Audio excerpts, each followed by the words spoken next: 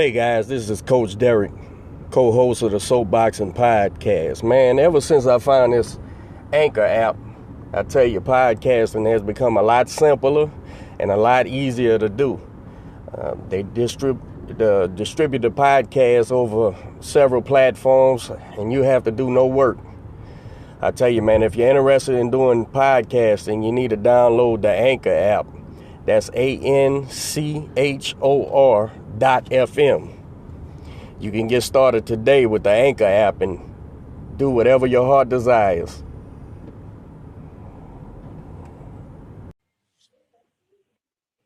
We are live. Ladies and gentlemen, this is Soapboxing Podcast.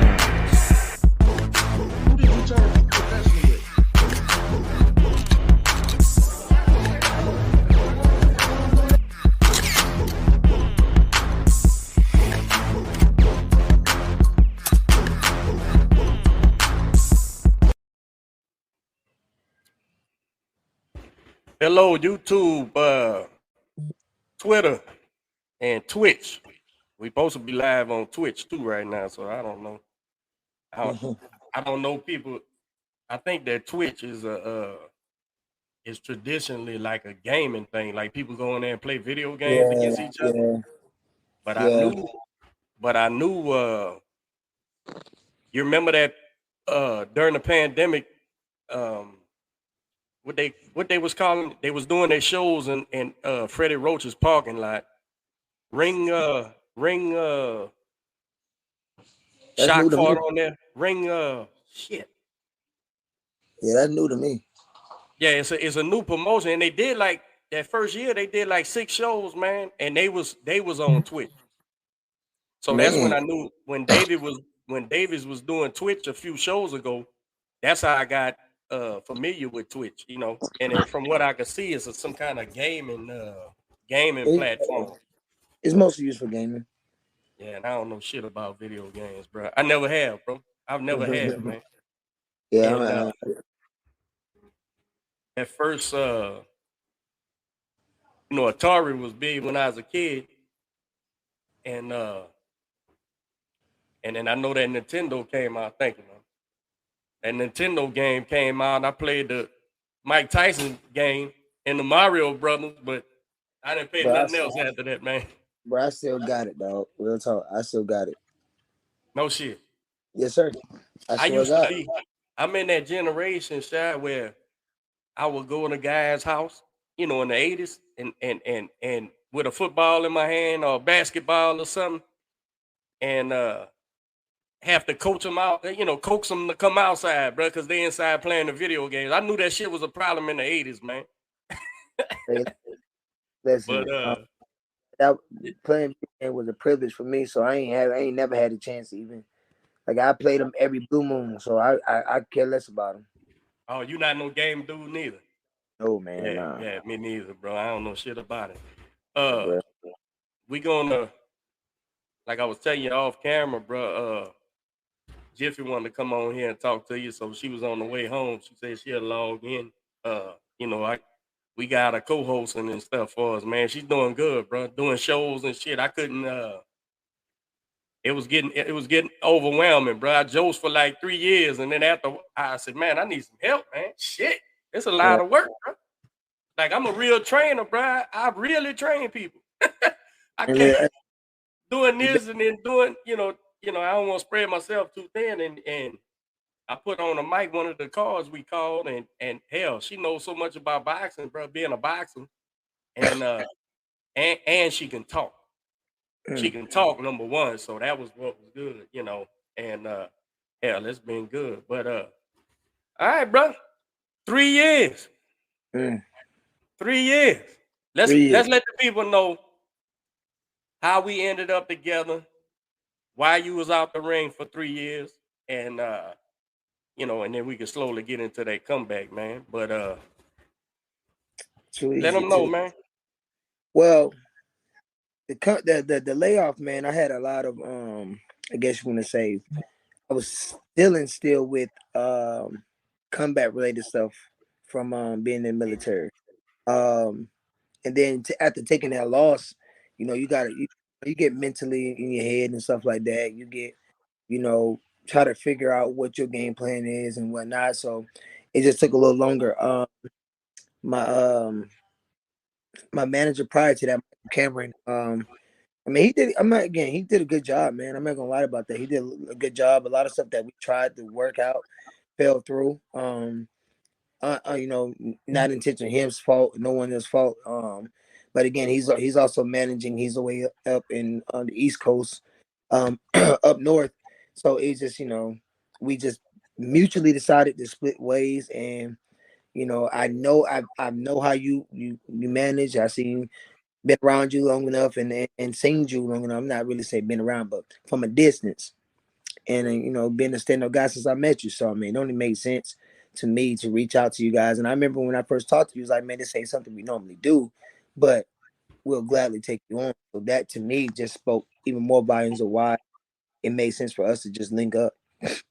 Right. Well, I gotta make sure I say shit right, because I get misunderstood a lot. I will get involved with I'll only get involved with somebody if I value them as something, right? And we had some history as far as knowing each other and being on the same cards and watching you in the gym and stuff. So I I was a fan then, and as you know, bro, I don't approach nobody. I don't ask nobody to, what I'm saying, hey man, come to the gym and no, I don't, I don't do none of that. So in fact, I would say I was supporting you as just being a fan for a couple of years, bro. On the podcast and everything. We didn't have nothing. We didn't have nothing in common as far as business wise. So Right. I knew being close up. I said, nah, man, this guy can fight. And if I could help, I will. And let's see. And it didn't start off like we wanted either, but but at the same token, with me, and this may be, I think it's overused, but it's phony. Everybody says they brutally honest and shit, but they lying like a motherfucker. I don't know no way to be in boxing, but brutally honest, and I've learned to be tactful over the years. When you get years in, man, you start being a little more tactful and letting shit run off your back that normally you would wanna throw a fit about, or because you just see it's not cohesive. It's not worth it, man. It's not worth, and boxing's such a small community, bro, in the grand scheme of things. I'm talking about from the world titles, from world champion to the club fighter. Everybody knows everybody. And so what you do and how you are in the game follows you, Yes, sir. And so I think the people who fool with me, they fool with me for me being me, and I fool with them for them being them. So because otherwise, man, it's not worth the headache, man. This game is so hard, bro. And the chances of being successful is so slim and none that if you don't even like the motherfucker you dealing with, it's a waste of time, man. Or you feel like they're not giving you the priority that you want, right? And that's not saying, you still gotta juggle. You still gotta juggle everything. But if you feel like, oh man, this guy ain't doing, I'm around this guy just in case. Just in case he can use me for this, or just in case. Right. I have no interest in that, man. I have zero interest in that. And I think every relationship I have in fighting, Shy, has happened organically, bro. Just like us. It's organic. It's like the people who asked me to deal with them, it was on purpose. You know what I'm saying? They was like, man, D, what you think about this? Or what you think about that? And it happens organic. So you know, I'll get involved with a person that maybe the whole world don't understand why. And not talking about you in particular or anybody in particular. Just I will get involved with a person that maybe the world don't see why, but you're dealing with a person that don't give a damn what the world sees, or I don't care what you don't understand, man, because I want to see this particular person succeed, man. Whereas if I'm just with a guy on some business shit, you know, I'm here.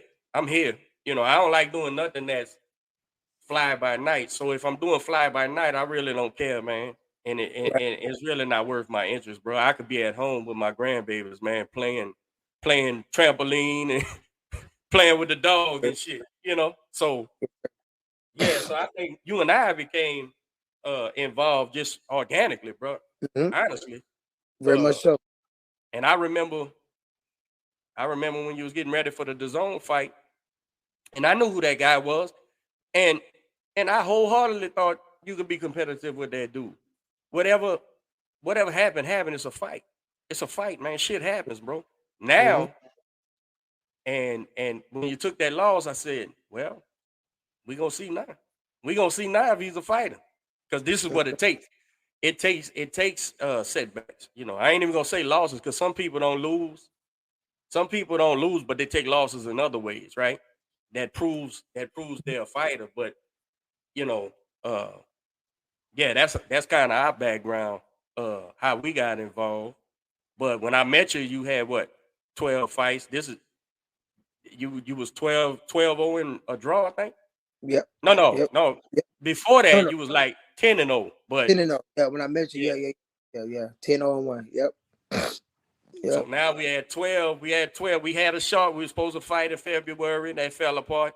Trying to get some other things going, and this thing fell in the lap. And now you're back. You got the win. What you think, bro? What you think about the performance, bro? How was camp? How was getting ready for this fight? How did things go? Was it smooth? Was it bumpy? Was it, you know? Let's get into it, bro.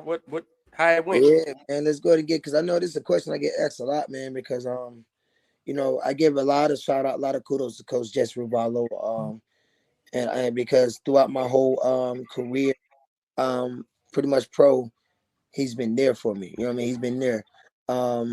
Unfortunately, with, you know, life, you know, things happen, and, you know, time schedules and slots is mixed up, and, you know, that's the only way. It was nothing other than our timing not matching is why I'm not with Coach Jesse, which is why I want to put out there before everybody else, so everybody understand, because I know, you know, the boxing community is so small. So when they didn't see me with Coach Jesse, a lot of people asked a lot of questions. So that was just much it, man. I still greatly appreciate Coach Jesse for everything he taught me.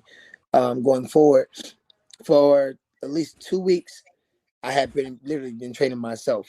You know what I mean? You talk and you know, you tell me work on this, work on that. And the third, I got with Coach Williams, you know, and he helped me. You know, I get a man of credit because he gave me a lot of conditioning, a lot of good network, a lot of good stuff, you know, intensity in the camp. So fast forward into the fight, you know, I had him, and just definitely had you. Me and you worked together for, I want to say, 5 minutes, and it was already like something that clicked. So you know what I'm saying? We was on the same page. And it's crazy, man, because I go back and I watch the video and whatnot, you know, dissecting my performance and whatnot. Hold on, Shot. Hold on, because I'm sorry, some miscommunication. Hi. What's happening? So Jeff was asking me some questions for you tonight. I said you need to come fucking ask them, and it may be some shit I don't know either, you know. Yeah. So let's. He started with Jeff just now. He started with Coach Jesse, and why they're not together no more. Just reiterate that so she can hear. You might answer a question.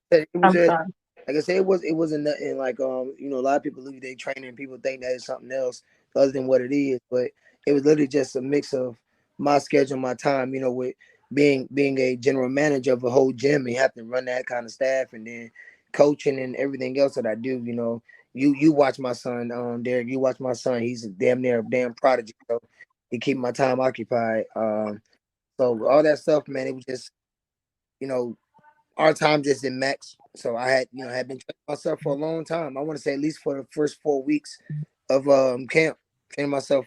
Like I said, being in communication with you and you telling me what to work on, this and that and the third. I've been doing it for long enough to be able to know what I need to be doing. You know what I'm saying? A lot of people ask me how I'm able to cut the weight and get the weight off and still look strong. I have a master's degree in exercise science. I do this every day, all day. Right? So dieting, cutting weight, strength and conditioning, all that stuff, that comes second nature to me. I was on weight Wednesday night. I was sending you the my weights. So I was literally on weight. I want to say 3 weeks before the fight even took place. So everything else is just going, staying sharp. Right. So you was with Coach Jesse from like 2013 when you turned pro all the way up until your last fight in 2019? Right. Yep. And then just this comeback fight, it wasn't a good schedule. Yeah, that's all it was. But then those 3 years, like I said, a lot of stuff happened in that 3 years with me taking I on the can bigger role. imagine. Yeah, man, like a lot of stuff, taking on a bigger role at work and whatnot, and I do have my own nonprofit organization that deals with community issues, economic, political, all that stuff. So I was doing a lot of work in the community, especially when COVID happened and a lot of people went without. So I was, working with the community, trying to get them back up on their feet. Working with the chief of police, trying to get stuff situated here, working with a lot of politicians and whatnot with their campaign because at the time it was going through the election year. So man, I was keeping myself busy. So Yeah. so although I was training and getting ready I'm for a sorry, fight, give me 1 second. although training and getting ready for a fight, I was still, I was getting ready. But like I said, man, things work in mysterious ways. My attention wasn't fully on boxing. Right. So I had no reason. I had no right to be in the ring if my focus ain't on boxing. That ain't no place. That ain't a place for you to just be going through leisurely. So, I thank God for having to go through all that stuff I was going through because, what I'm saying, getting in that ring at that time wasn't the right thing to do. Right. Yeah. So did you talk about so you kind of stopped boxing after your last fight, which was your only loss. Did you talk about that before I came back No, on? I haven't. So a lot of people don't know. Me and Derek, we've been talking for long. Like you said, man, this stuff kind of happened organically. But a lot of people don't know. I had 3 back surgeries in the last 3 years, 2 years. Right. Oh man. This is all prior service stuff. Being in the army, doing all that, deploying and all this other stuff. So I had 3 back surgeries, and within the 3 back surgeries, every time I would recover, I got to have another. Every time I recover, I have another one. So it was like everything going through all that stuff. It wasn't the right time. You know what I mean? So the intention was never to stop boxing. Nah. Okay. No. Yeah, because some people would think like, oh, after you get your loss or your only loss or whatever, then you'll stop. But it just was bad timing. It was bad timing. You know what I'm saying? The loss again, when you lose, and in the manner that I lost in, especially when you know you're such a better fighter than that. You know what I'm saying? Mm-hmm. Yeah. You got to evaluate things. I knew I walked into I won't say a managerial contract because the management wasn't bad. The promotional contract that I was in, here's the thing I will always tell any young fighter: never jump into a managerial contract, a promotional contract with someone you don't know or someone you know nothing about, because they don't have your intentions out, their best interests out at all. At the end of the day, when you get in the ring, regardless if you win or lose, they're making money. They're making money off you. Yeah. You know what I'm saying? So them people don't care about you. You just another check for them. Woo. So that's kind of what I found out, and how I, ever since then, I've been very, very, very, very cautious about the people I associate myself with. And the So biggest you thing sat out of contract during your time off? again, I'm sorry. You sat out of contract during your time off? No, I was in a managerial contract. I wasn't in a promotional contract because after all this stuff happened with the promotion company I was with, a lot of stuff that he did in the past came to surface. He was in federal court for some stuff that he did, and he was just like, you know what? I don't need this right now. Again, man, here's the thing. My time, I'm a realist. You know, me and Derek, we talk all the time. I'm a realist. I'm very blunt, and which is why we connect. You know, there's no gray area with me. I'm very real with what my situation is. And again, I'm about to be 38 years old, right? I know my time, father time will catch up no matter how much good shape I stay in. But I know I'm still here with it, with boxing. So it's like as long as I can stay, you know, active and going, I'm gonna do as long as I can. But I do know when it's that time, I know I got somebody like Derek who'll tell me, "Hey, Shad, it's time to hang it up." Yeah, he's good at telling the truth. Very much so. That's my move. Yeah, No, I it's a good yeah, move. everybody, and we were saying this earlier, just like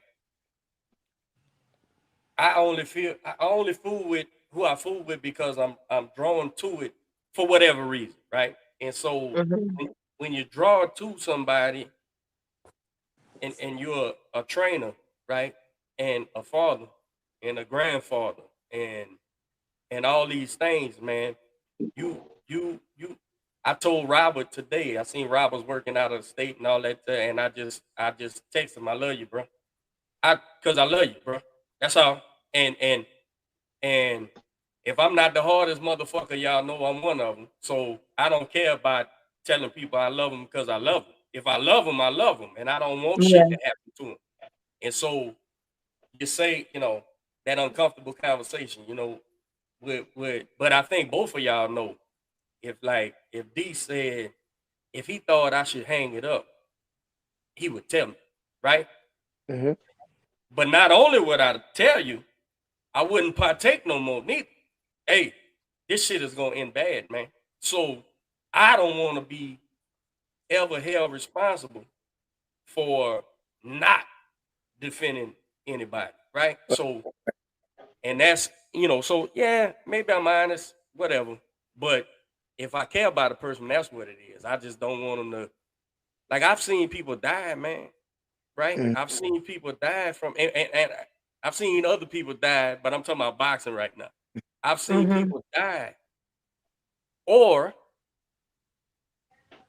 enter a fight, a person, and leave a fight, another whole person.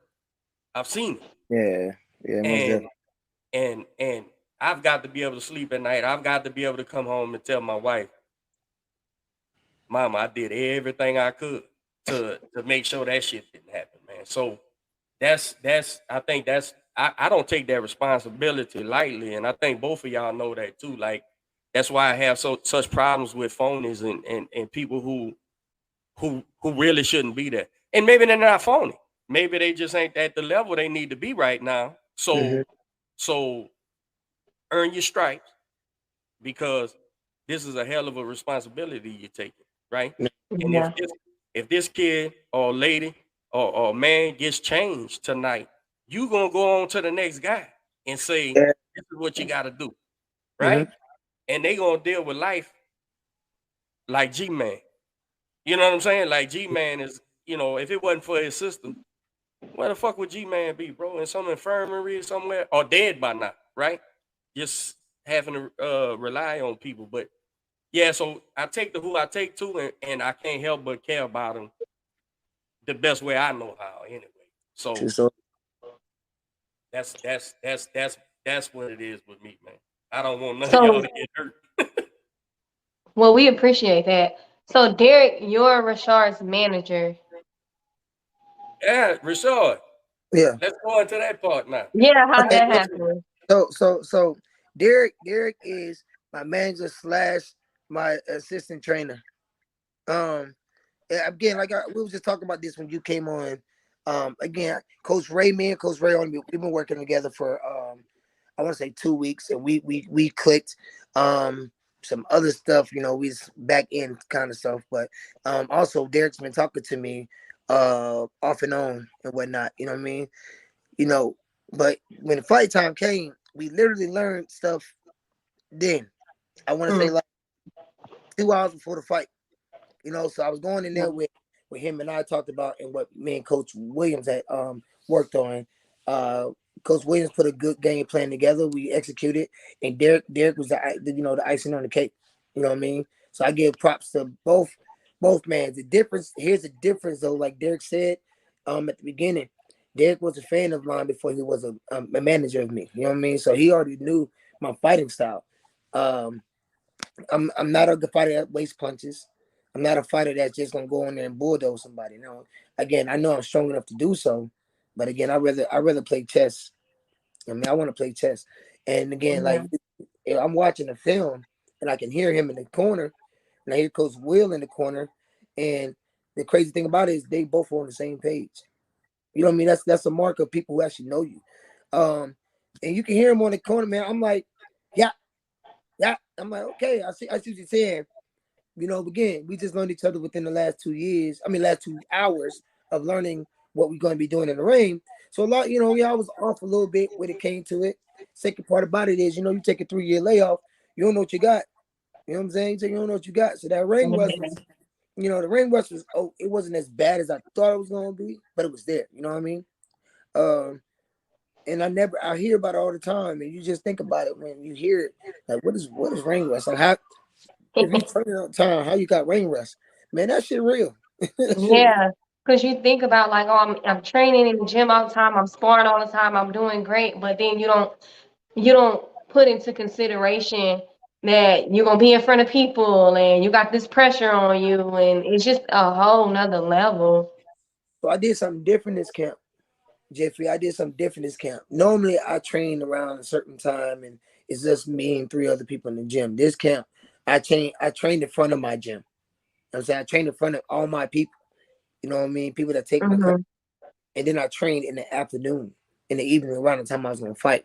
So that part was already familiar to me because I had a crowd of people and I had time, right? Here's something that you want to probably take with you as far as sports psychology, right? Whenever you're training or whenever you wake up in the morning or do whatever you do, if you stay on the same routine, your body releases a certain chemical to let you know it's time to get up and go, right? You bring your body for getting prepared for battle, right? There's a lot of times like I'm so military minded, you know. Even though I've been at the Army since 2012, I still wake up the same time every day since I was in the Army in 07. My body gets ready to work out. So even if I take a day off, I'm still up at that same time and I can't sleep because my body's used to getting up and going to work out that time, right? So that's why I did different, you know, just a little sports psychology for people who don't understand why sometimes they got so much energy and sometimes they don't. It's because your body already used to doing so much at that time every day. So when you change your schedule, you're shocking your body. You know what I'm saying? So that's why I did different this camp. So that part was good. It's just the fact that I don't want to step on the gas too soon. You know what I mean? I don't want to step onto the gas too soon. I'm taking my time, saying my openings, but I'm very cerebral in the ring. I'm paying attention to everything you do. Everything you do. To the breath you take, to the face you make when I throw a punch, to the reaction. And I never look at my opponent in the face when I'm fighting. Never. I look at your silhouette. You know what I mean? You can move all you want, but that silhouette gonna be there. So game How do you plan. train your mind to do that? Like, how do you train your mind to look at those things? Because that's not easy. It's not easy to not be in the moment. You gotta slow it. You gotta slow it down. You know what I'm saying? You gotta slow your body down. Because if you overreact, you're not gonna see it happen. If you overreact, you're not gonna see it happen. You know what I mean? So I pay attention to everything. I pay attention to how you look when you get ready to throw a punch. If your eyebrows raised, your eyes open, if you take a deep breath, if you flinch, if you shake your hand, I'm paying attention to everything you do. Everything you do. So I'm putting that information. So you'll always see me in a fight. I progressively get stronger. I progressively get more active. And it's not because I'm gaining in my opponent's strength, dialing back. Not because now I see what I needed to see. Right? It was a point in the fight, and I want to say in the second round or second or third round, right before the bell round, Marquise caught me with a good punch, a good looping punch, and I was like, "Shit, I ain't see that coming." But the funny part about it was, I said, "Shit, I didn't see that coming." That lets me know that I'm paying attention. That lets me know I'm in the fight. That was my number one thought process going into the fight.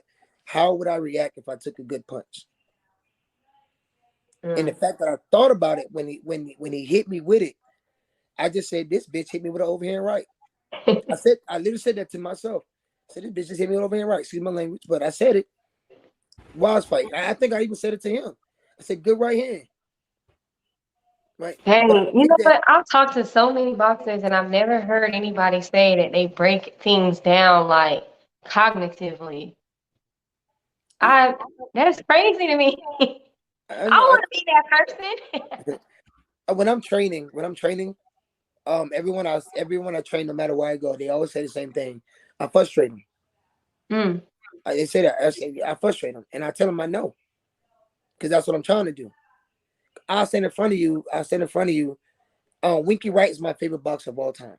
Winky Wright, favorite boxer of all time. Why is Winky Wright favorite boxer of all time? Because Winky Wright will stand in front of you, and you can't hit him. He has his hands up. He plays not so much of a peekaboo defense, but he'll sit there in front of you, and you can't hit him. And I do the same thing. I'll stand in front of you, and I'll make you game plan. So now while you trying to think of a punch to land, now I'm letting my punches off, because the thinking man's a dead man in boxing. Y'all continue. Give me a second. Y'all continue. Right. Yeah. You know what I mean? So the more you're thinking, the more I'm letting my hands go. Now, I know, so you probably saying like, well, how am I thinking about everything you're doing, but you're not thinking and fighting at the same time? It's called active rest. So even if I'm consuming information, I'm still gonna touch you somewhere. Yeah. You know what I'm saying? I'm still gonna touch you something. It might not be hard. It might be just a little quick punch. Just let you know I'm still there. But I'm still. How you get to this level, like that mentality, where you always like this, and did you learn it throughout the years? So I used to get my ass kicked. In training. I started boxing when I was 25, so I started late. And everybody I was training with were already fighters. And I used to train with a lot of Mexicans, and them boys don't stop. No matter how you hit them, they will keep coming. And I used to train with a lot of pro fighters, and I made the decision one day. Either I'm gonna learn how to fight or I'm gonna quit, and I'm not a quitter. So my mentality was, I'm gonna take a punch anyways. I might as well see what's coming at me.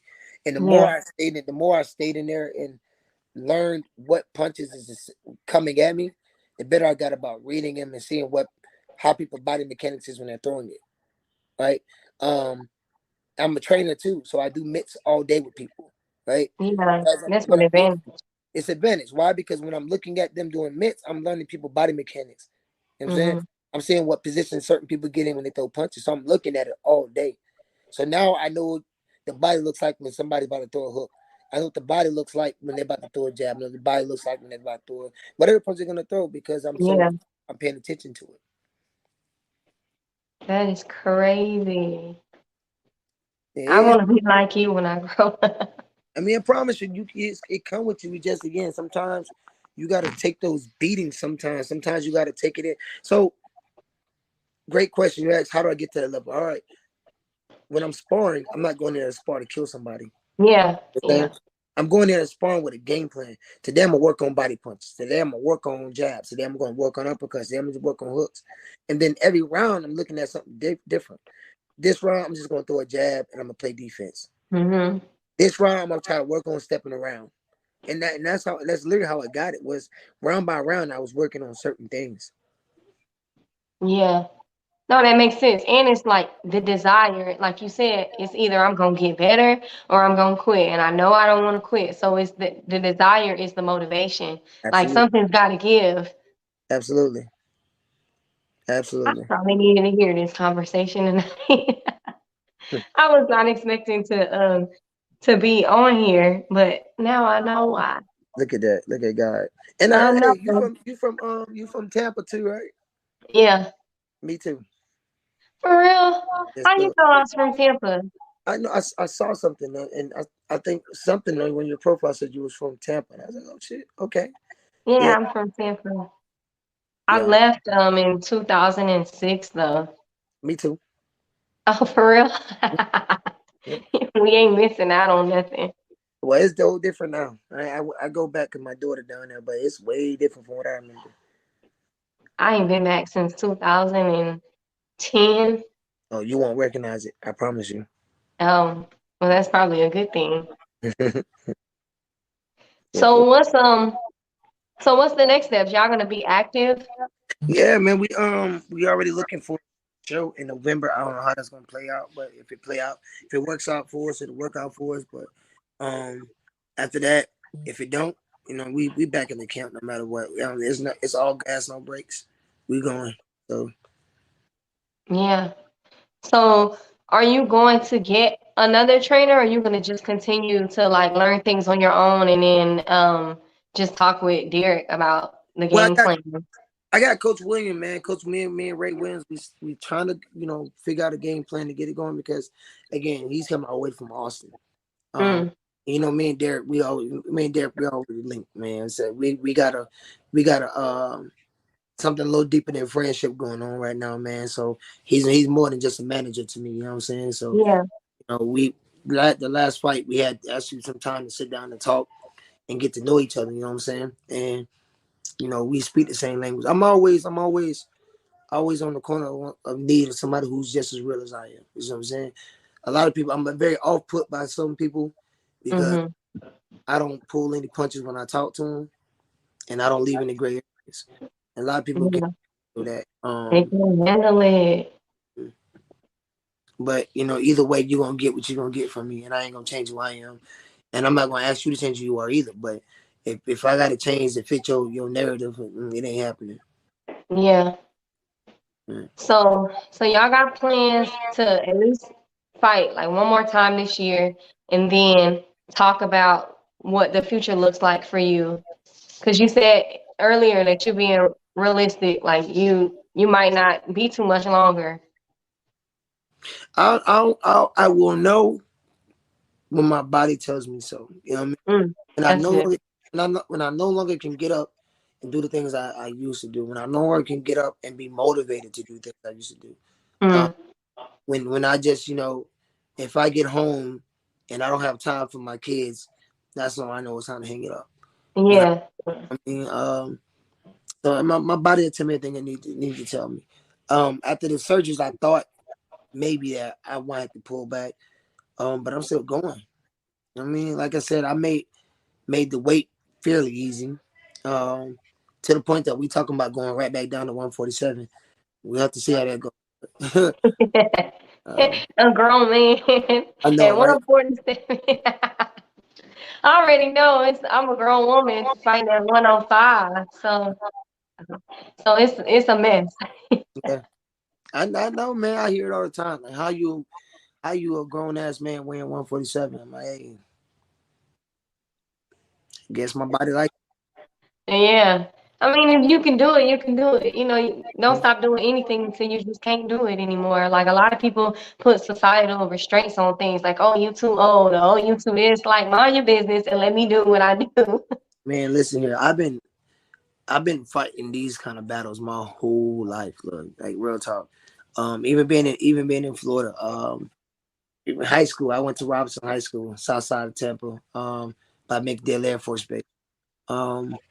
I was a male athlete of the year for Mr. Florida.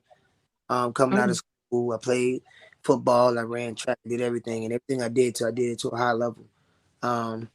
Even to the point to where I got records and everything else named after me because of stuff like that. So I've always been dealing with the people, the naysayers and stuff like that, and I use that as fuel and motivation. But now at my age, I don't even listen to it. Yeah, it's irrelevant. Like, all right, cool. Like, because what people do, they'll put the restraints on you because they can't. Oh, it's deflecting. They're deflecting. Oh, you should stop or whatever because they weren't successful or they don't have the confidence or the ability, whatever it is. Sometimes it's like, keep your opinions to yourself. True story. True story. Man, it was a pleasure talking with you. I don't know exactly what y'all talked about the first like 15 minutes. It was some miscommunication. I thought we were going live on Instagram. So I'm like looking for the notification, but it didn't happen. So then I thought Duh, go on the platform. Sure, for sure. So good My though. bad. You good, bro? I had to take over the world. My bad. Look, I gotta take over the world too, because my kids just got home. They waiting outside for me. So again, Oh, it was a pleasure speaking with you. Um, I'm gonna hit you up individually because I feel like we need to talk about some things. Yeah. I learned a lot. I'm telling you, God don't make mistakes. I only been gone fucking 10 minutes. What you mean? You God was saving damn, the man. world, and He changed my life. I could have saved the world faster if I'd have stayed on the computer. Hey, I look could here. have cut my 10 minutes down. Shit. All right, well, What's I'm up, gonna Jeff? go. How you feeling? All right, here, take me off. I don't know how to do that. All right. Bye. Bye. Yeah, bro. So I'm gonna tell you, man, and you know, I'm not a you know, I've been dealing with the different vernacular the whole time. You know, I'm from somewhere else, and it was just important to me that you understood uh my vernacular, because it's not that I'm saying anything maybe different than somebody else, but I say it different. Yeah, It's, yeah. it's the same thing. So I know when we was getting ready, and what impressed me, to be honest with you, bro, what impressed me was literally, bro. How long did we plot this thing out? Now this ain't me taking away nothing y'all was already getting ready for. Right. But I remember being that back in that locker room, me and you, and I said, look, man, it's this fucking simple, bro. This is what you need to do. This is what I call it. When I'm saying to do it, this is what I mean. Do you understand? Yeah, I got you. This is what I mean. Yeah, I got you. All right, this is what this means. I got you. It was Mm-hmm. half-ass amazing, bro, that I'm saying shit and you're reacting to it and right then. And there was a few times where I seen your body language where you heard me and you seen it, but you didn't do it right then because okay, now I see that. Let me get it the next time. Right. And that takes that, that's a process that normally takes years, Mm-hmm. and so I was like, man. And I remember walking off, Aaron was like, you sure you and this dude ain't work together? I said, nah, bro. I said, nah, I know him. I know his ability. Mm-hmm. And I know what I'm doing. So it's gonna work. You know what I'm saying? But then again, like we said at the beginning of the show, bro, this ain't something I would have even did for Right. somebody. I'm not gonna do that. You know what I'm Right. saying? But I felt it was out of necessity, and it worked out. Uh, I don't know how you felt about it, but it definitely surprised me. It definitely surprised I me was. how easy it was to jail in the corner. Yeah, yeah. I mean, I honestly, like I said, I can't say this again. When I say this, I know a lot of people are going to take it 3,000 miles the other way, and add some interpretation to it that don't need to be added. But I'm still sit and say that was probably the best feeling I had in a fight when it comes to communication. Again, Jesse's a great coach. One thing Jesse don't do is Jesse don't fill you up with stuff that you're already doing good. You know what I mean? Jesse tell you, hey, now let's work on this. You know what I'm saying? You know, Uh-huh. but this fight, I felt like we all were in sync. I felt like things that you like you said, things that we worked on, and then things that you and I worked on, things that you said and things that Coach Will was saying, is that we all jailed and we was all like looking at the same thing. And with the thing I like the most, man, and people don't understand because in boxing, you're gonna have at least 3 corner men now.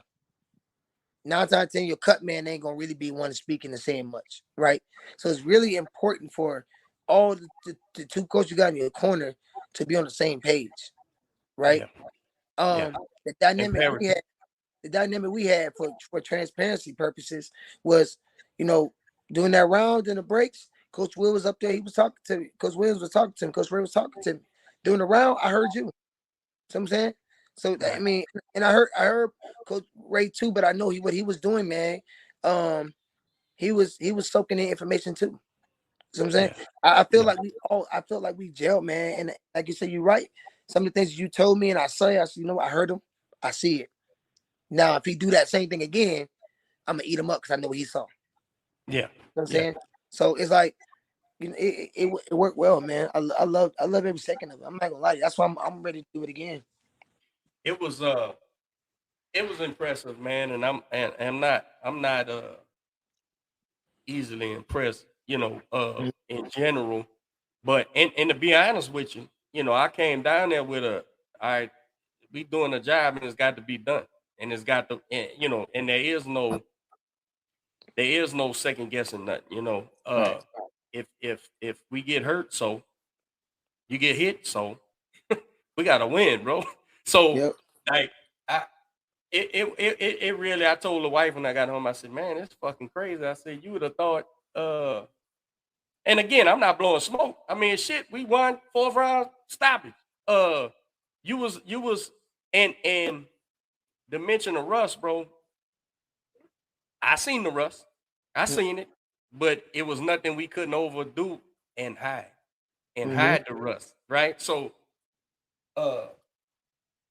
yeah, man, I enjoyed it, and it was a dominant showing, and no slight at Marquise, man. We both know Marquise for you. You know him more than me, but I done fought him. This is the 3rd time now with you. This is the 3rd fight I done had with that dude, man. Yeah.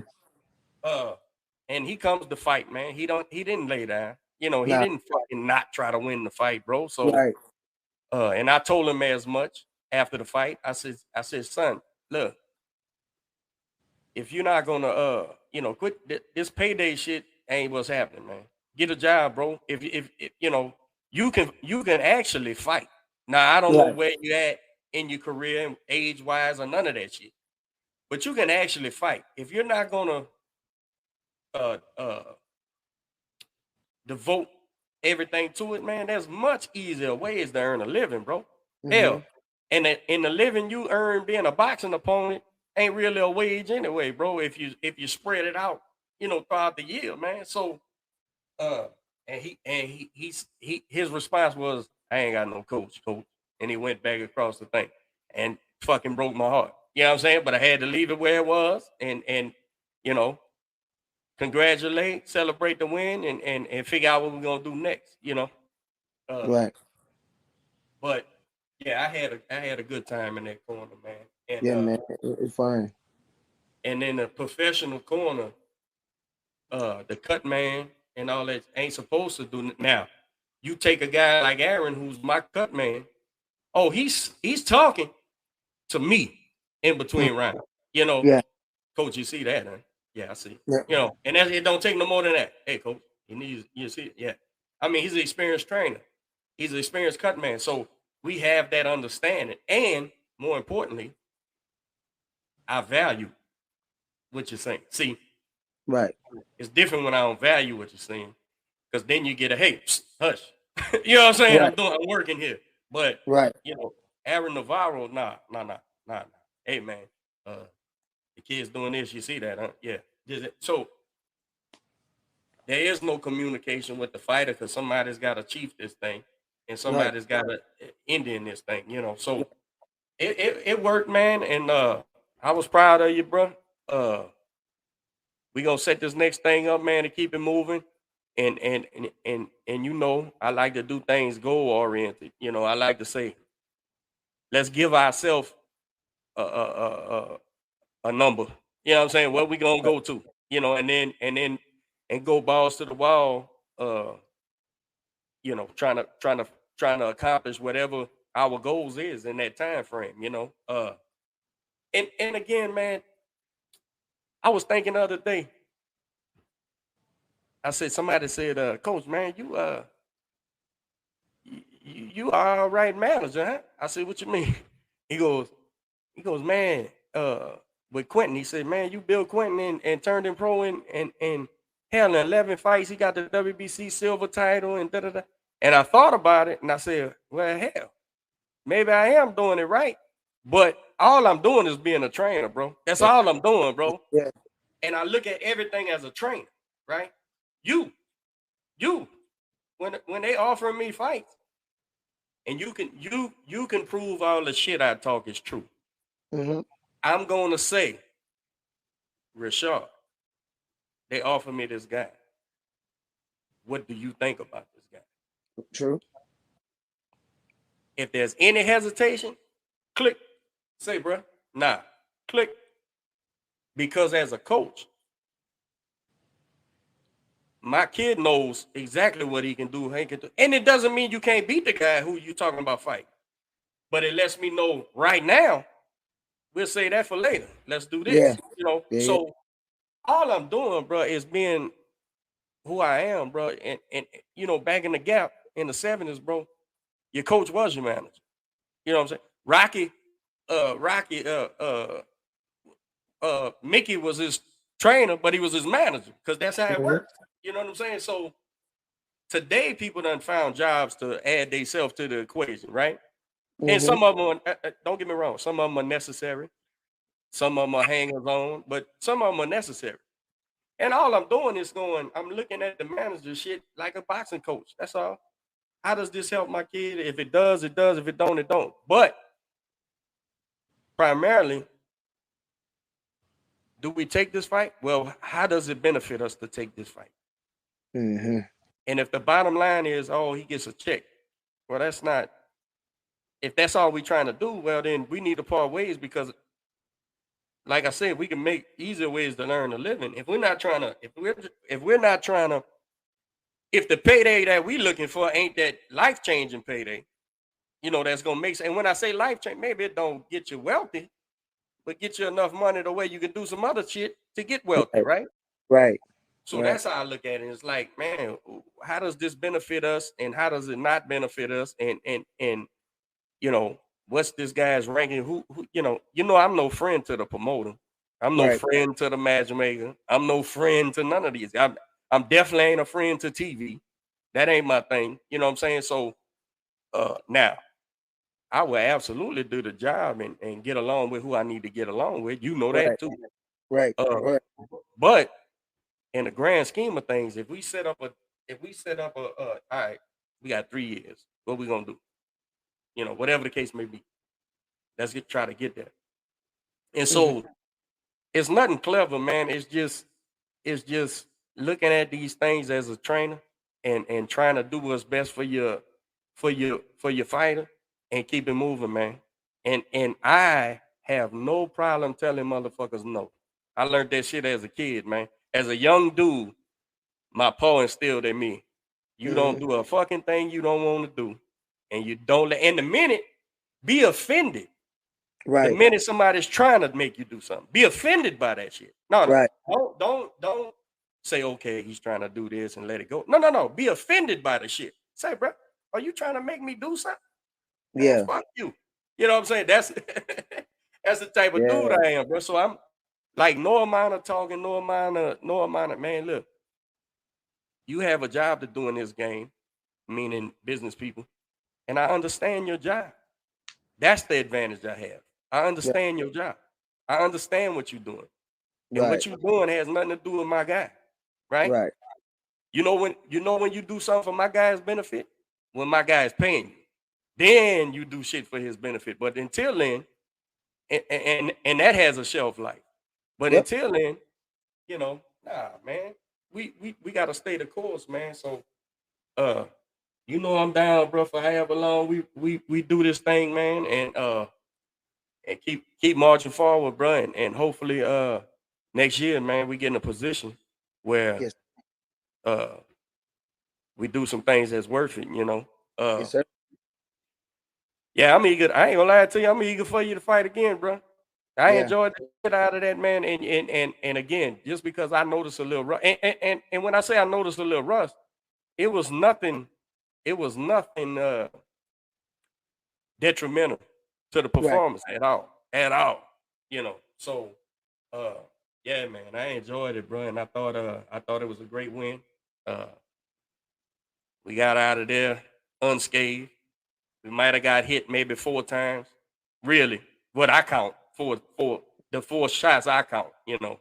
Sure, you got hit more than that, but they wasn't really, you know, nothing to fucking worry about. But yeah, man, and they acted like they wanted to do something else too. Come February, so Yeah. Let's try to get one of these things in between there. Get that thing in February, and we still got to get in. I still got some other plans, man. So Yes, let's keep it moving, man. yes, sir. I appreciate you, brother. I know we came on here kind of late on a Sunday, but I wanted to get you in, man. And when you said let me know, bro, I said shit, let's knock it out now. Hey, Hey, I'm it. I moved my little podcast area, man. That's my daughter, bro. She, Oh, she's an artist, bro. she drew She that. made this for something, made it a little 3D, and that's me and her.